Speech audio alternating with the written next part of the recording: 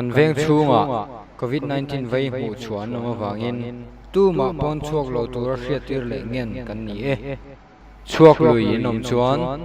dan manga nataka mong suzi in yang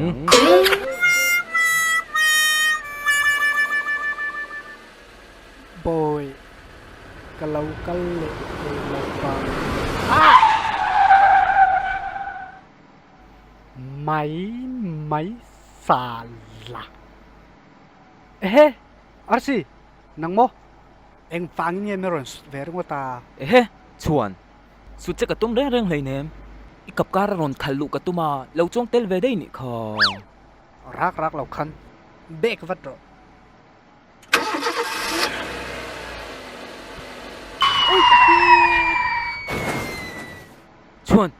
chuan oi karai nem ka ke korte mong a popin ka ria khoi mo I mong kwa ni chu kom na nga ya min fada le ngal ro ti hian batleng phei ve mai la khoi ka lo puyang che kan theng ta ding ro le tian mai om ngai ka ni mai lom chuan leng chong halila pon chwa lo tur tia ron aw lung khai se ve lo mi ani chuan dora mi bakal puilok la hor COVID-19 te hi lau ve lo nge mani dorom na chum lo kom hulok te thil lei phot ka duwa local ro tian ikal phenga tian ikal lenga chuan tian ikal leng chiang em chuan tian ikal chhai lenga chuan tian ikal phei ze lang min se thiam la ka lu san phot mayang che o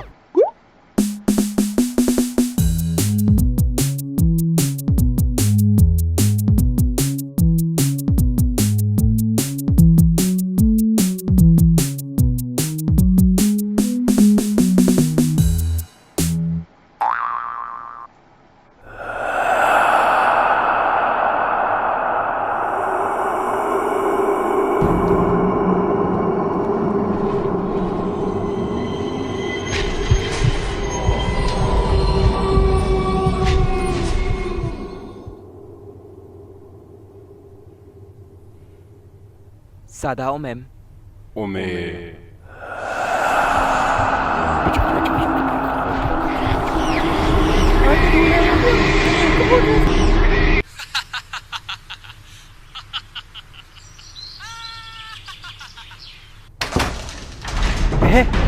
arsi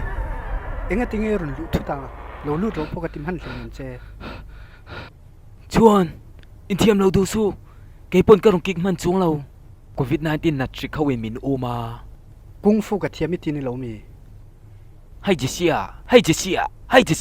tia tharum manga bai chen ni hlei ne tom him na tur zong in mual tin shu tak hoi kwal vel nuwa